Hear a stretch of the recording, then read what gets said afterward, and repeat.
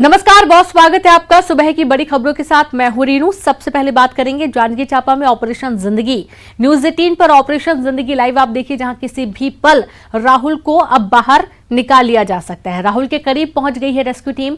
राहुल को अस्पताल ले जाने के लिए ग्रीन कॉरिडोर बना दिया गया है। मौके पर अलर्ट मोड में मेडिकल स्टाफ भी मौजूद है। एम्बुलेंस में पूरी मेडिकल सुविधाएं मौजूद हैं। शुक्रवार को बोरवेल में राहुल गिर गया था। 5 दिनों से बोरवेल में फंसा है राहुल और उसको निकालने की तमाम कवायदें की जा रही हैं।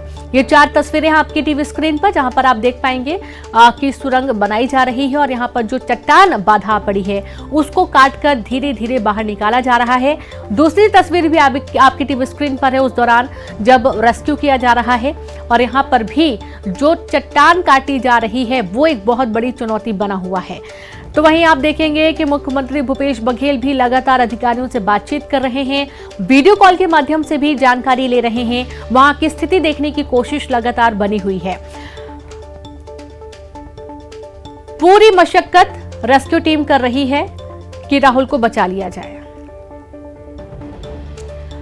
तो चट्टान ड्रिलिंग का काम बंद हो चुका है। बड़ी खबर आपको बड़ा अपडेट दे दे। मलबा निकालने का कार्य अब लगातार चल रहा है। टनल की खुदाई का काम पूरा हो चुका है, यानी कि टनल की खुदाई हो चुकी है, चट्टान काटी जा चुकी है। राहुल तक जाने के लिए अब रास्ता बनाया जा रहा है। चट्टान नहीं मिलने पर जल्द रेस्क्यू किया जाएगा। अब देखिए, चट्टान जैसे ही चट्टान का जो ड्रिलिंग काम था वो बंद हो चुका है, जगह बन गई है। अब यहां से रास्ता बनाया जाएगा। मलबा निकालने का काम अभी फिलहाल प्रेजेंट टाइम पर चालू है। मलबा निकाला जा रहा है और जैसे ही रास्ता बनेगा राहुल को लेकर टीम बाहर आएगी। जैसा कि युगल बता रहे थे कि उसको नीचे की तरफ खींचा जाएगा, यानी कि गहराई में चट्टान जो फंसी हुई है उसको निकालने के बाद जो रास्ता बनेगा, राहुल को नीचे की तरफ पुल किए जाने की बात कही जा रही है।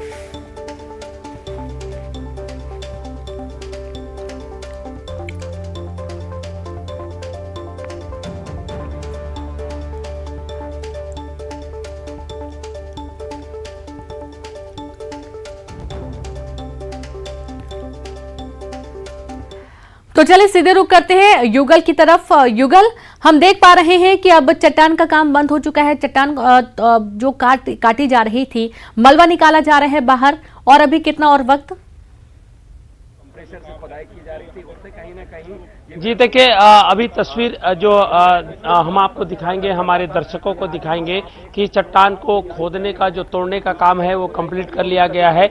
जो चट्टान को ड्रिल करने के कार्य में लगे रहे थे, उन एक्सपर्टों से हमारी बात हुई। उन्होंने कहा है कि जितनी गहराई तक उन्हें लक्ष्य दिया गया था उस लक्ष्य को भेद लिया गया है और अब वहां पर जो टीम है जो रेस्क्यू करेगा राहुल का, वो अलग मार्ग बना करके जो है राहुल को रेस्क्यू करने की तैयारी की जा रही है। दूसरा विकल्प ये है कि अगर उस जो अभी जो चट्टान खोदा गया है उसमें राहुल तक नहीं पहुंचा जाएगा तो उसे 2 फीट के ऊपर एक अलग से जो चट्टान है उसे खोद करके राहुल तक पहुंचने की कोशिश है वो की जाएगी। दरअसल कई जो टनल के अंदर पे कई रणनीतियों के तहत काम किया जा रहा है। सबसे बड़ी बात यही है कि चट्टान का एक बड़ा पेच है जो डोलोमाइट का है और उसके इर्द गिर्द जो मिट्टियां हैं वो तलाशी जा रही है ताकि आसानी से राहुल तक पहुंचा जा सके। यही कवायद है, वो पिछले 24 घंटे से जारी है। सफलता भी मिल रही है। लगभग 20 फीट का 20 से 20.5 फीट का जो टनल है वो बना लिया गया है। वैसे भी 21 फीट का लक्ष्य रखा गया था, लेकिन अब तक जो टनल खुदाई का काम है वो पूरा हो चुका है। अब सिर्फ इंतजार है राहुल का बाहर आने का, लेकिन राहुल से लगातार संपर्क भी साधा जा रहा है। जी, अब सवाल यही है, जैसा कि आप बता रहे थे कुछ वक्त पहले तक राहुल कोई रिस्पांस नहीं कर रहा था, कोई हलचल नहीं कर रहा था, तो क्या अभी ऐसी कोई जानकारी मिल पाई है जब वो बात सुन पा रहा है किसी की, या कोई हलचल कर रहा है? ऐसा कुछ दिखाई दिया क्या कैमरे में? जी देखिए, कमरे में जो कैमरा है उसमें हरकतें हैं वो दिखाई दे रही है और बड़ी बात यह है कि डॉक्टर की जो टीम है उससे हमारी बात हुई है। उन्होंने कहा है कि सामान्य व्यक्ति की प्रतिक्रिया और एक स्वस्थ बच्चे की प्रतिक्रिया बाहर में अलग होती है। चूंकि वो लगभग 5 दिनों से जो है सुरंग में है, कई तरह की कॉम्प्लिकेशन जरूर है, लेकिन जिस तरह से रिस्पांस एक बच्चे को, सामान्य बच्चे को करना चाहिए वो नहीं हो रहा है। लेकिन सांसें अच्छी चल रही है, धड़कनें अच्छी चल रही है, लेकिन जो मूवमेंट होना चाहिए उस मूवमेंट में थोड़ी कमी है। लेकिन ये है कि अभी राहुल जिंदगी और मौत से जद्दोजहद जरूर कर रहा है और यही उसके जो हौसले हैं तमाम लोगों को राहुल जरूर मिलेगा, ये सभी उम्मीद है, सभी आस हैं, लोग लगाए हुए हैं, टीम है। देख सकते हैं तस्वीर में साफ दिख रहा होगा कि मलबे को निकालने का काम किया जा रहा है। कुछ जगहों पर नम मिट्टी भी मिली हुई है। जब नम मिट्टी मिलती है और एक तरफ चट्टान है, जो एसडीआरएफ और एनडीआरएफ की जो टीम है उसके हौसले हैं वो बढ़ जाते हैं। लगता है कि आसानी से राहुल तक वो पहुंच जाएगा, लेकिन एक कहीं ना कहीं चट्टान फिर बाधा बन के आ जाता है। लेकिन अभी तक जितना टारगेट दिया गया था ड्रिल करने का वो ड्रिल कर लिया गया है। जी बिल्कुल। और ये भी एक थोड़ा सुकून देने वाली बात है कि राहुल हलचल शुरू कर चुका है। एक बार फिर से ये समझ में आ रहा है कि उसकी धड़कनें चल रही हैं। अब तमाम व्यवस्थाएं की गई हैं बाहर युगल, जहां पर एक तरफ देखा जा रहा है कि एम्बुलेंस भी मौके पर मौजूद है, ग्रीन कॉरिडोर बनाया गया है उसको ले जाने के लिए कि जैसे ही उसको बाहर निकाला जाएगा तुरंत उसको मेडिकल सुविधाएं दी जाएंगी। जी बिल्कुल, देखिए जहां पर लोगों का हुजूम है वहां पर बैरिकेटिंग की गई है, लोग यहां पर ना आए और एक जस्ट उसके जो रैम बनाए गए हैं वहीं से राहुल को ले जाया जाएगा और जस्ट रैम के जो आखिरी छोर पर एम्बुलेंस है वो खड़ी हुई है। यानी जैसे ही राहुल बाहर निकलेगा तत्काल उसे एम्बुलेंस पे शिफ्ट किया जाएगा और यहाँ पर जो स्ट्रेचर है वो भी रखे हुए हैं। 2 अलग अलग तरह के स्ट्रेचर रखे हुए हैं ताकि किसी तरह की दिक्कतें न हो। अब मोबिलिटी जो है मूव का है वो तत्काल हो सके, मूव में कोई तरह की दिक्कत ना हो। और जो रैम बनाए गए हैं उसमें 2 बैरिकेड्स भी लगाए गए हैं ताकि जो अननेसेसरी जो लोग यहाँ पर खड़े हुए हैं वो यहाँ पर ना आए। देखने की, राहुल को एक झलक देखने की सबकी उत्सुकता है, लेकिन इसके बीच कहीं बाधा ना हो। जब वो बाहर निकलेगा तो बड़ी तेजी से मौसम है वो परिवर्तन होगा। अभी चूंकि वो बोर के अंदर है, वहां का टेम्परेचर अलग है, ह्यूमिडिटी अधिक है, उमस अधिक है और जैसे वो राहुल बाहर आएगा तो बाहर का जो तापमान है 43 से 44 डिग्री का तापमान अभी जांजगीर जिले में चल रहा है। लू जैसे हालात भी हैं, कई जिलों में जो बारिश वगैरह भी हुई है, तो इन तमाम जो क्लाइमेट है उसका फर्क ना पड़े, इसको लेकर के उन्हें तत्काल कवर करके बिल्कुल बिना समय गवाए अस्पताल तक उन्हें ले जाया जाएगा और इसके लिए कोई मार्ग में बाधा ना हो। जो ग्रीन कॉरिडोर है वो बनाया गया है। जी बिल्कुल, बहुत शुक्रिया आपका युगल तमाम जानकारी साझा करने के लिए। तो कुदरत का करिश्मा कहिए कि राहुल अभी भी उसकी सांसें चल रही हैं, मेडिकली अभी वो ठीक है और जल्दी उसे बाहर निकाल लिए जाने की अब बात कही जा रही है। लगभग काम पूरा हो चुका है, सिर्फ अब रास्ता बनाना है उस तक पहुंचने के लिए। मलबा निकालने का काम अभी फिलहाल जारी है।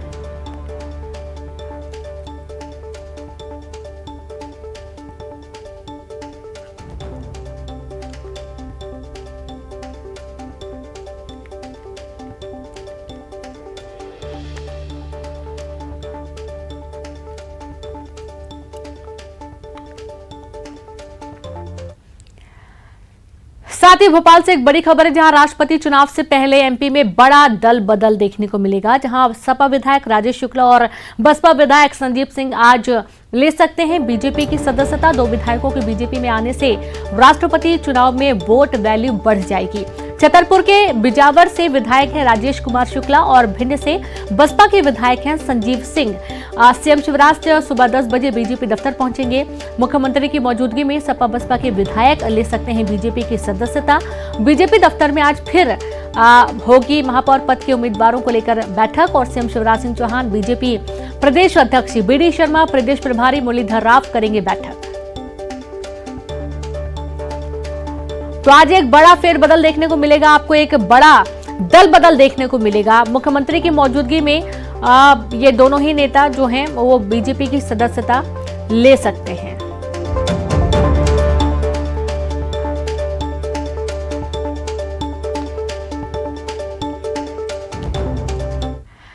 और सीधे रुक करेंगे, संवाददाता अनुराग लाइव जुड़ गए हैं। अनुराग, आज एक बड़ा दल बदल देखने को मिलेगा, आज का दिन बहुत खास बीजेपी के लिए।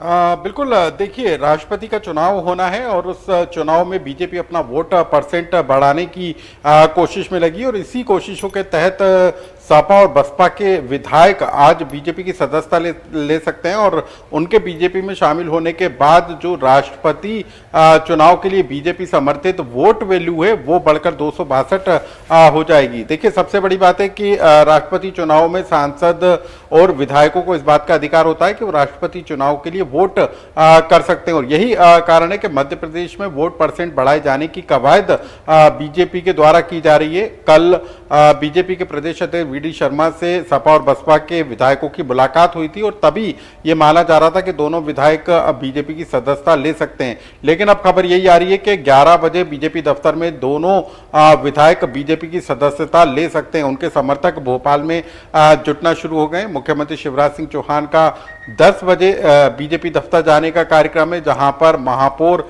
उम्मीदवार के चयन को लेकर बैठक होनी है। लेकिन उसी के साथ 11 बजे जो है बसपा और सपा के विधायक बीजेपी की सदस्यता ले सकते हैं, इस तरह की खबरें निकल कर आ रही हैं। तो कुछ ही देर के बाद ये कार्यक्रम होगा और राष्ट्रपति चुनाव की अधिसूचना कल जारी होना है और उससे पहले ये एक बड़ा दल बदल मध्य प्रदेश में देखने को मिलेगा। जी बिल्कुल, बहुत शुक्रिया आपका अनुराग तमाम जानकारी के लिए। तो एक बड़ा दल बदल देखने को मिलेगा। वहीं ग्वालियर से एक बड़ी खबर है, जहां पर नगर निगम के ग्रुप पर पूर्ण वीडियो, जी हां, कमिश्नर के ऑफिशियल व्हाट्सएप ग्रुप पर पूर्ण वीडियो डाला गया। पीएचई के असिस्टेंट इंजीनियर पर पूर्ण वीडियो शेयर करने का आरोप लगा है। असिस्टेंट इंजीनियर को शोकाज नोटिस जारी किया गया है। कमिश्नर किशोर कन्याल ने 3 दिन में जवाब मांगा है। विभागीय कार्रवाई और निलंबन की कार्रवाई भी हो सकती है। तो नगर निगम के ग्रुप पर पूर्ण वीडियो डाले जाने का मामला सामने आया है। कमिश्नर के ऑफिशियल व्हाट्सएप ग्रुप पर पूर्ण वीडियो डाला गया। पीएचई के असिस्टेंट इंजीनियर पर पूर्ण वीडियो शेयर करने का आरोप लगा है। असिस्टेंट इंजीनियर को शोकाज नोटिस भी जारी किया गया है। आपको बता दें कि कमिश्नर किशोर कन्याल ने 3 दिन में जवाब मांगा है। विभागीय कार्रवाई और निलंबन की भी कार्रवाई हो सकती है।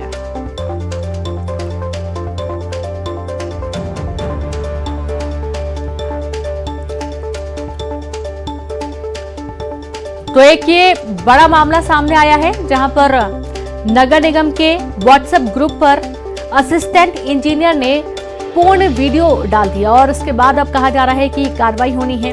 विभागीय कार्रवाई और निलंबन की कार्रवाई भी हो सकती है।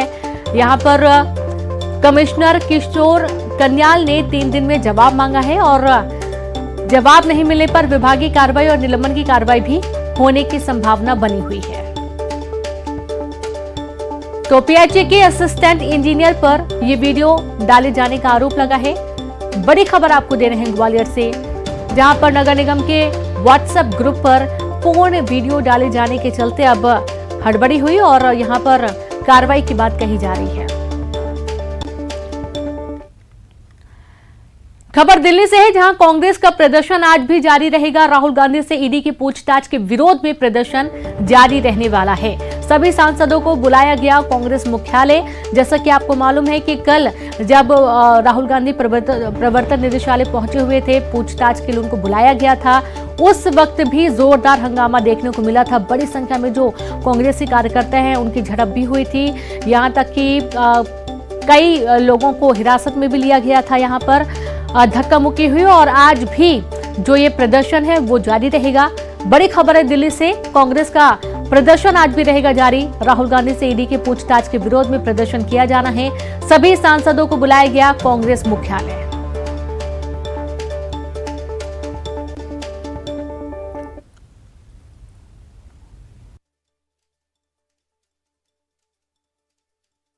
आकर मोदी सरकार को घेरा, इसलिए श्री राहुल गांधी से परेशानी है।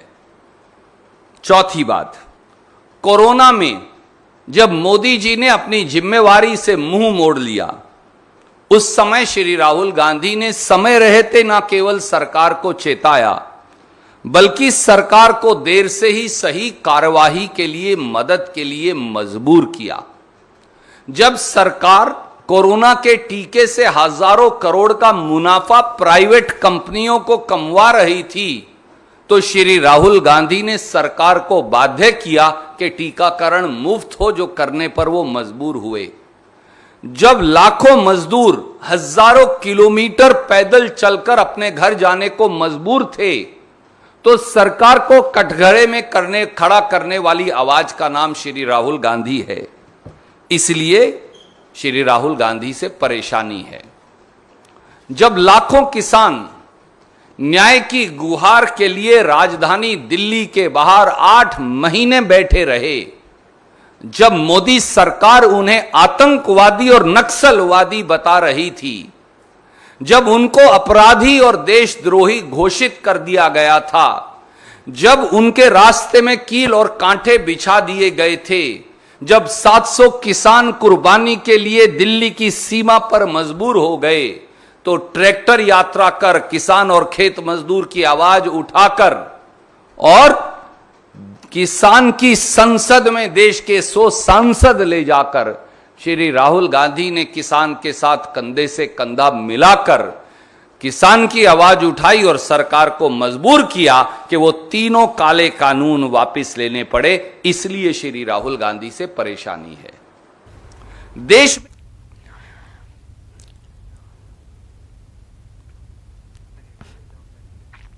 विश्व व्यापार संगठन यानी कि WTO का 12वां मंत्री स्तरीय सम्मेलन स्विट्जरलैंड के जिनेवा में हो रहा है और इस बैठक में भारत के केंद्रीय वाणिज्य और उद्योग मंत्री पीयूष गोयल भारतीय प्रतिनिधिमंडल की अगुवाई कर रहे हैं। WTO में भारत ने खाद्य सुरक्षा कार्यक्रमों के लिए अनाज के सार्वजनिक भंडारण संबंधी मुद्दे के स्थायी समाधान करने पर जोर दिया। साथ ही मधुआरों के हितों की मजबूती से रक्षा करने का मुद्दा उठाया और ये बैठक 4 सालों के अंतराल के बाद हो रही है। 4 दिवसीय बैठक 12 से 15 जून तक जिनेवा में हो रही है।